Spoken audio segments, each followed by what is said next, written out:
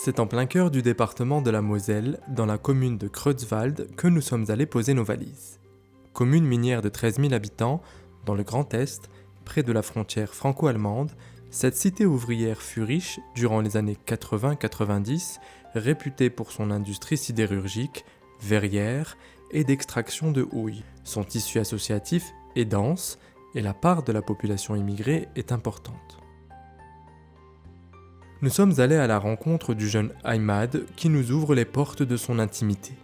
Nous allons donc découvrir son travail, son engagement et notamment l'une de ses actions qu'il mène actuellement. Âgé de 41 ans, enfant de parents marocains, Ahmad est un artiste, un infographiste et un vidéaste autodidacte. Il travaille pour le compte de la commune de Creutzwald et d'associations et est notamment très impliqué dans les activités de la MJC du quartier Maroc et pour l'action sociale et sportive du bassin houiller, la SBH.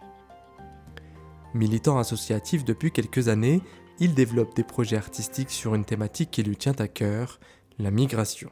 Je suis né au Maroc et je suis venu en France à l'âge de 2 ans. Et de 2 ans à 7 ans, j'ai fait mes études ici, enfin mes études, l'école. Et à 7 ans, on m'a demandé si je voulais apprendre l'arabe et rester au Maroc. Comme ça, je deviens bilingue et tout ça, donc j'ai dit oui. Et donc j'ai accepté, je suis resté 8 ans au Maroc pour apprendre l'arabe, donc j'ai fait l'école là-bas aussi. Et je suis revenu à l'âge de 15 ans. À l'école, j'étais comme une mascotte, celui qui a abandonné la France, ses richesses, ses chocolats, tout ce qu'on veut, et qui est venu galérer avec nous, galère entre parenthèses. Mon père, il est venu en France en 76, si je ne me trompe pas. C'était 2 ans avant que je vienne. Il était venu tout seul. Pour venir, c'était, je ne sais plus le nom qui était connu, c'est lui qui venait recruter. C'était un peu barbare. Regardez les dents, regardez s'ils sont forts. Ça fait un peu esclavagiste, mais ce n'est pas vraiment ça. Mais il prenait que les personnes qui étaient en forme. Lui, par exemple, lui, il est passé, son frère, il n'est pas passé. C'est vraiment chacun et sa chance. Par contre, pour mes parents, c'était une richesse, une chance. Je pense qu'ils ne pensaient pas encore qu'ils ont abandonné leur pays. Ils voyaient ça plus qu'on va chercher notre bonheur ailleurs. Le bonheur, Ahmad s'en nourrit et tout au long de son parcours, de ses rencontres, de ses réussites mais aussi de ses galères, il forge l'homme et l'artiste qu'il est aujourd'hui. Il rappe, a une appétence pour le travail social, réalise des vidéos, ce qui constitue l'ADN de son cheminement professionnel et associatif. Comme j'avais dit, j'aimais bien tout ce qui était artistique, le graffiti, le chant, la danse. Et vers 2000-2001, on avait un petit appareil photo qui filmait que 2 minutes. Donc je me suis fait la main avec ça. Je filmais quand on dansait, je filmais dehors. On m'appelait le reporter du ghetto. Et dans la TMF, ils ont lancé un festival Migration. Ça a commencé vraiment tout petit. Et maintenant, ça a pris vraiment une ampleur que ça a pris toute la région. Et avec eux, ils m'ont proposé de faire un reportage sur la migration. Le premier, on a travaillé avec un lycée. On a travaillé avec une école. Après 2e année, j'ai fait un reportage sur l'immigration spécial Cap-Vert. Très, très, très touchant, très enrichissant. Et voilà, à chaque année, j'essaie de faire quand même plus grand. Et cette année, c'est carrément national. On est allé à Lyon. Oui, les projets ne manquent pas. Quartier populaire, pauvreté, migration, intégration sont les thèmes qui animent Ahmad, pour lesquels il s'investit et tente d'agir à son échelle. Si je dois définir mon combat, ça serait combattre l'ignorance. Parce que le racisme, parce que pas aimer les migrants, c'est aussi un genre de racisme. Et malheureusement, je n'ai pas la science infuse, je ne suis pas un gros orateur et tout. Donc je le fais moi à travers l'art. Des fois dans l'humour, des fois dans les courts-métrages et tout ça. Moi, c'est ma manière de combattre. Je combats avec ou une souris, ou une caméra, ou un stylo. Parce que même quand j'écris, je parle de ça. Je parle du vécu. Voilà, c'est comme ça que je vais sur le terrain. C'est avec la plume ou la vidéo. Et c'est ce qui touche le plus C'est la meilleure manière de sensibiliser, je trouve. Parce que faire la morale aux gens, voilà, ça peut même les faire fuir. Mais si on met une touche d'humour ou quelque chose qui touche, une vidéo qui touche et tout, on va direct à la cible. Voilà, donc c'est mon combat. Aujourd'hui, Ahmad travaille sur le projet intitulé Bagages qu'il conduit avec un groupe de jeunes. Ce projet, porté par l'association SBH, a reçu le prix Jeunesse et Migration du GRDR, Migration, Citoyenneté, Développement, et consiste en la réalisation de reportages inhérents au parcours singulier de migrants qu'il a lui-même souhaité mettre en lumière.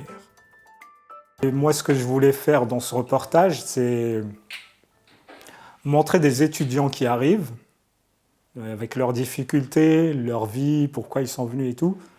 Et en parallèle, montrer des migrants, des immigrés qui sont venus assez tard en France et qui ont réussi. Pour montrer que les jeunes là, qui galèrent en ce moment, qui se font pointer du doigt quand on dit voilà, ils sont là juste pour grignoter et tout ça, ben, ça peut donner ça. Par exemple, un chirurgien, que ça fait pas longtemps qu'il est venu en France, il est devenu chirurgien. Un autre, un architecte qui a fui la Syrie, enfin des profils différents. C'est ça que je veux montrer.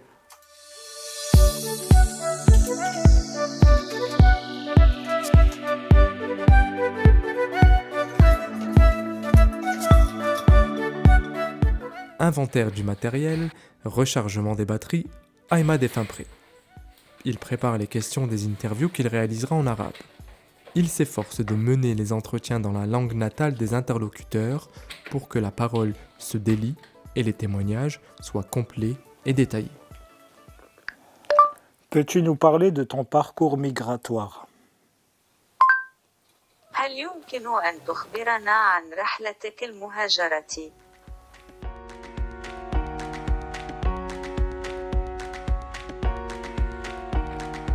L'heure de se rendre à Metz a sonné. Ahmad et son acolyte Salah partent à la rencontre des Aboubakr, une famille syrienne qui a débarqué à Forbach en 2014 après avoir fui en traversant la frontière avec le Liban. Ali, on se battait pour savoir qui allait faire l'interview. Mais toi, tu parles bien arabe. Mais non, toi, c'est mieux. Ouais, c'est chaud, c'est chaud. Assalamu alaikum. كيف حالك؟ الحمد لله. نحن خارجين من سانتا فول.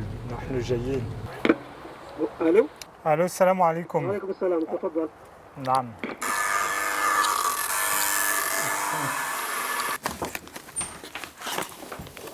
Ahmad n'en est pas à son coup d'essai. Il a déjà interrogé une dizaine de personnes migrantes pour le compte de son documentaire. Ici, Wejden Nassef, la maman, écrivaine et ex-professeure d'anglais de l'université de Damas, se livre à Ahmad. كاتبة. ماذا تفعلي في بلدك قبل أن تجي إلى هنا؟ تكلمي لنا على طفولتك أنا اشتغلت في الترجمة ثم عملت معلمة للغة الإنجليزية في ثانوية في دمشق. أنا من جنوب سوريا. أو شخص آخر أنا يكتب أكتب بالعربية شخص آخر نعم هناك من يترجم إلى اللغة الفرنسية. Ça m'attriste quand je vois voilà, que ça va pas avec les migrants, voilà comment on les traite et tout, parce que quand je vois ça, c'est une de ces richesses, on s'en rend pas compte. Quand on enlève les barrières, mais il y a une chaleur humaine, et c'est ça que j'ai envie que les autres aussi y goûtent. Moi, je cherche le côté humain, plutôt. Moi, c'est pas la politique, c'est pas...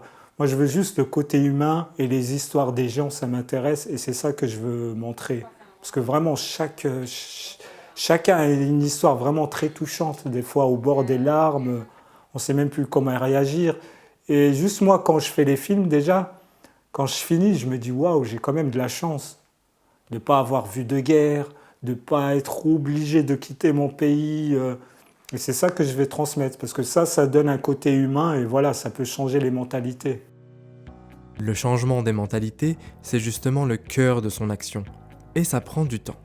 Ses projets artistiques, en l'honneur de causes sociales, demandent à Ahmad une organisation personnelle et professionnelle optimale. Son implication est forte et son engagement est sans limite. La vie associative prend beaucoup de place dans ma vie, énormément, depuis tout jeune. Depuis l'âge de 16 ans, je suis dans la vie associative de près ou de loin, officiel ou officieux. Je suis ancré dedans, je le vis tous les jours ou presque. Voilà, dès qu'il y a quelque chose, on m'appelle. Dès qu'il y a une manif, on m'appelle. Voilà, oui, ça fait partie de ma vie et c'est pas que de maintenant, ça date vraiment de mes 16 ans.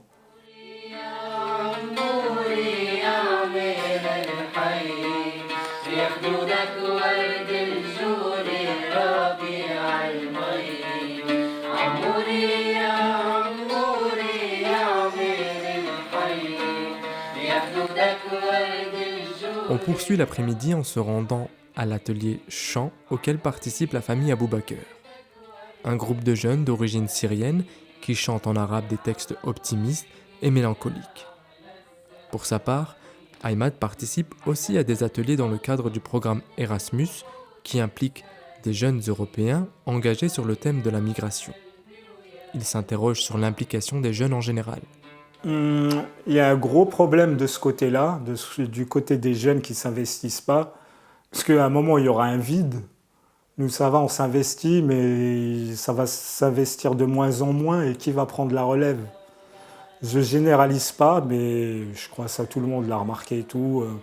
C'est les nouvelles technologies, les téléphones, les réseaux sociaux et tout ça. C'est une richesse, c'est un outil. Si on sait bien s'en servir et comment, c'est une grande chance, la plus grande bibliothèque du monde et tout.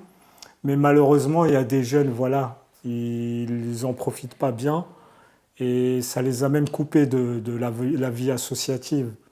Et ça, par contre, ça me fait très, très, très, très peur. Et je ne sais pas comment les encourager à venir et tout ça. Je le fais à ma manière, quand il y a des trucs street et tout, ça va. Mais quand je dis par exemple sur l'immigration, ils voient ça comme politique ou quelque chose de barbant, que du blabla. Enfin, je ne sais pas c'est quoi la vraie solution, mais je sais que c'est un gros problème. مش مشكلة لا تنظر لهي تنظر هنا. اسمك اوكي عرفان أبو بكر قدمت من سوريا إذا أنا لاجئ في فرنسا. تكلم اليوم الأول الذي جئت فيه في فرنسا. Les interviews se suivent, elles sont longues, les échanges durent, ils sont intéressants, émouvants. Ahmad n'est pas dans le pathos, il cherche à comprendre les parcours, sans filtre, sans embâge, il s'informe et alimente son documentaire substantiellement.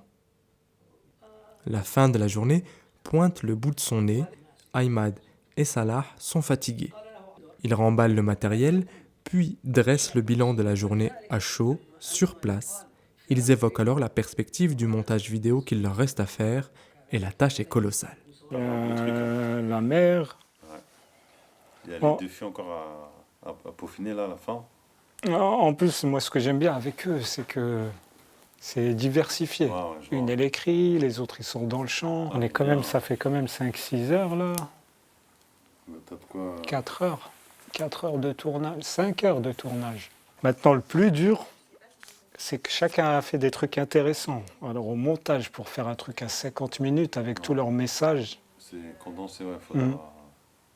Mais le message, il était là. On ne fait pas un truc politique ou truc, c'est plus l'histoire des gens. Voilà, l'histoire des gens. Et pour le moment, on est dedans. Hein.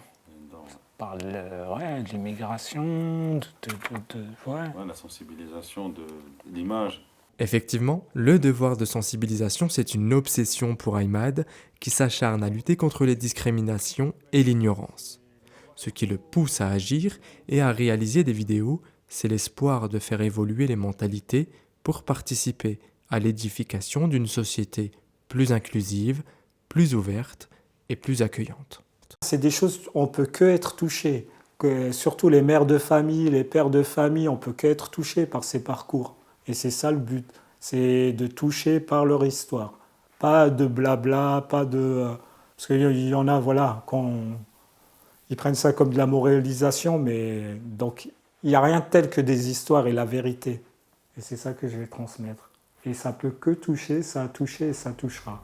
Quand nos parents nous ont dit qu'on allait en France, Ahmad est convaincu de la portée de son action et de ses retombées sur son territoire d'intervention. Le documentaire Bagages qu'il réalise retrace le parcours de certains migrants pour en faire des modèles de réussite, d'intégration et de prospective. Il veut prouver que la migration présente des bénéfices pour notre pays. Issu de la diaspora marocaine, Ahmad se veut être un homme du monde préoccupé par le sort des nouveaux arrivants et la place que les sociétés françaises et européennes veulent bien leur accorder.